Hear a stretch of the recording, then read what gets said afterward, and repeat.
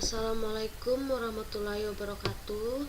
Perkenalkan, nama saya Mutia Adrina Bakir dengan NIM 18650062, kelas B semester 7.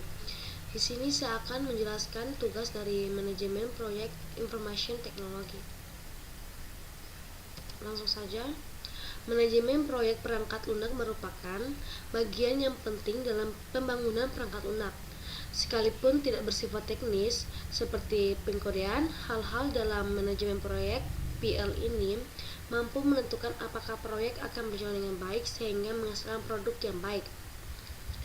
Hal-hal yang berkaitan dengan manajemen PL adalah pengelolaan personal dan koordinasi tim, masalah problem, proses.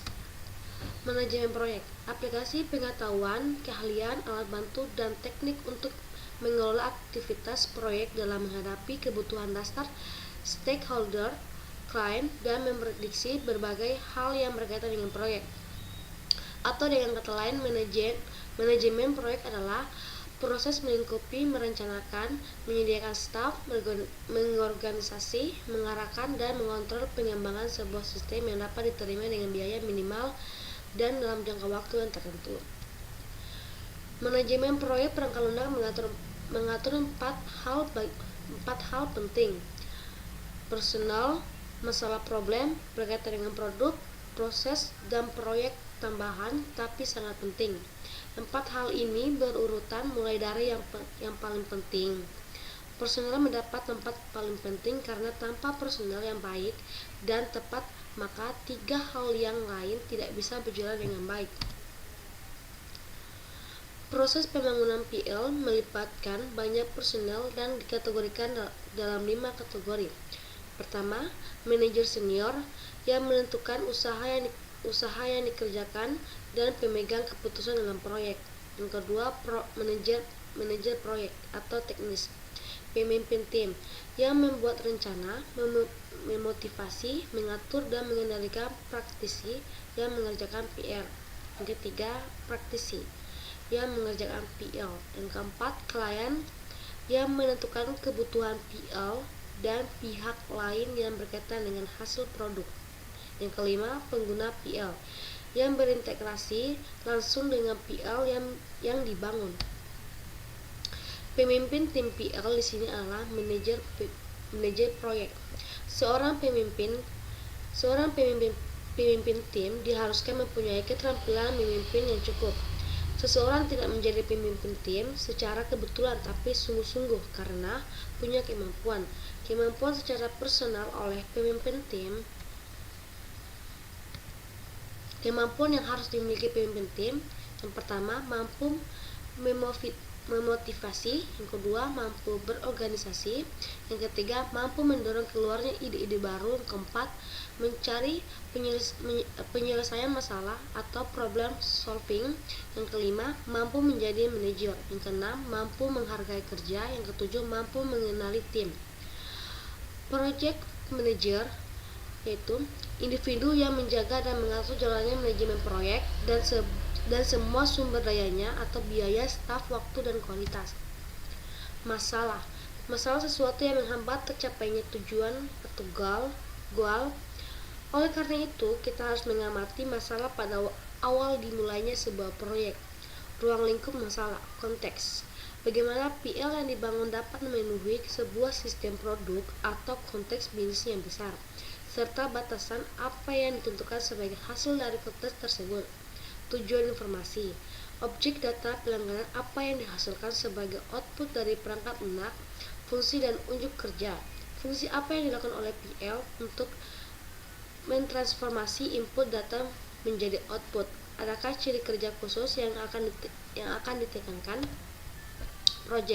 Project adalah urutan atau sementara aktivitas unik, kompleks, dan terkoneksi yang memiliki satu tujuan atau sasaran dan harus dilengkapi dengan waktu yang spesifik sesuai dengan anggaran dan sesuai dengan spesifikasi.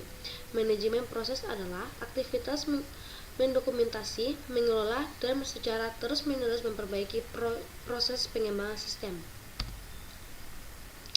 Yang menentukan keberhasilan atau kegagalan proyek meliputi dua hal. Yang pertama, keterbatasan hingga proyek, sesuatu yang secara potensial membatasi proses-proses dalam proyek yang meliputi tiga hal. Yang pertama, time, waktu yang dibutuhkan dalam menyelesaikan proyek. Ada beberapa event yang memaksa dalam timeline proyek, yaitu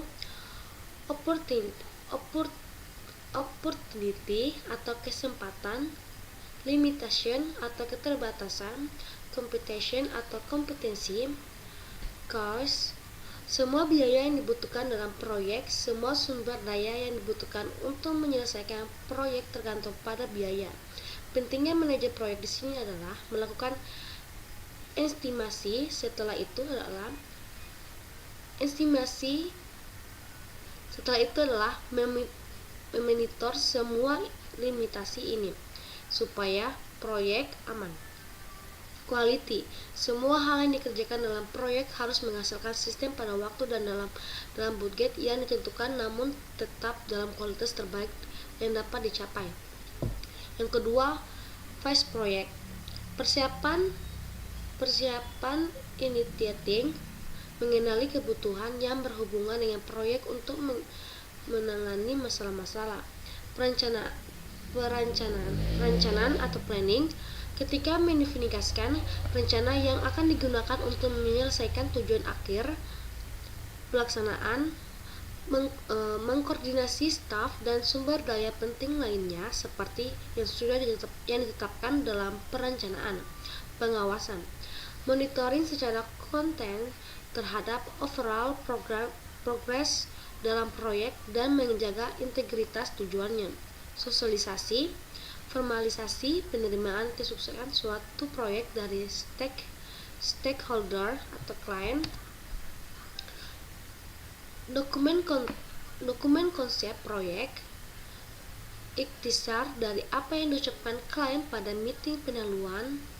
Dokumen kebutuhan proyek, hasil dari analisa kebutuhan. Dokumen persetujuan, dokumen yang berisi pengesahan manajemen dari klien bahwa proyek diizinkan untuk mengalokasikan sumber daya. Dokumen lingkup proyek, kandungan proyek yang berhubungan dengan proyek seperti project member, project sponsor. Dokumen perencanaan proyek, detail yang menunjukkan strategi untuk dapat menyelesaikan proyek.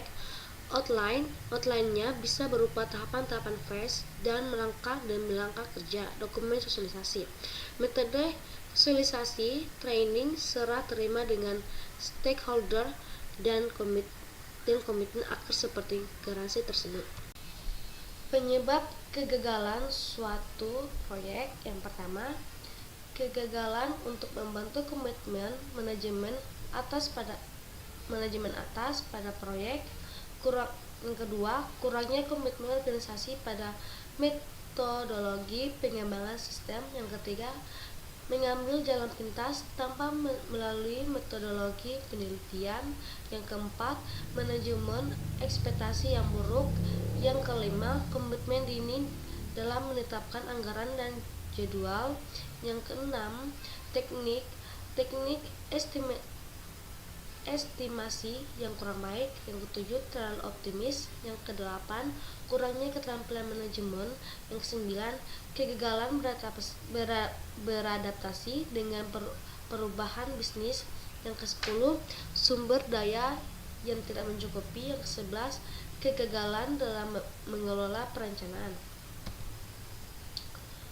Kompetensi manajer proyek. Yang pertama, kesadaran berbisnis. Yang kedua, orientasi rekan bisnis. Yang ketiga, komitmen pada kualitas. Yang keempat, inisiatif. Yang kelima, pengumpulan informasi. Yang keenam, pemikiran analisis. Yang ketujuh, pemikiran konseptual. Yang kedelapan, kesadaran antar personal. Yang kesembilan, kesadaran organisasi. Yang kesepuluh, antisipasi impak. Yang ke-11, banyak menggunakan pengaruh. Yang ke-12, memotivasi orang lain. Yang ke-12, keterampilan komunikasi. Yang ke-13, mengembangkan orang lain. Yang ke-14, memonitor dan mengontrol. Yang ke-15 kepercayaan diri. Yang ke-16 manajemen stres. Yang ke-17 kepedulian pada kredibilitas. Yang ke-18 fleksibilitas. Fungsi dan proses manajemen proyek yaitu yang pertama scoping pengelingkup, directing pengarahan, yang ketiga controlling pengontrolan, yang keempat planning atau perencanaan, yang kelima organizing pengorganisasian, yang keenam closing penutupan, yang ketujuh estimating perkiraan, yang kedelapan scheduling penjadwalan. Peralatan dan teknik manajemen proyek. PERT adalah model jaringan grafis yang menggambarkan tugas-tugas proyek dan hubungan antara tugas-tugas tersebut. Gantt chart adalah bagian batang horizontal sederhana yang menggambarkan tugas-tugas proyek berdasarkan kalender. Tiap batang diberi nama untuk mewakili setiap tugas proyek. Tugas-tugas tersebut didaftarkan secara vertikal pada kolom kiri. Pusat horizontal adalah garis waktu kalender.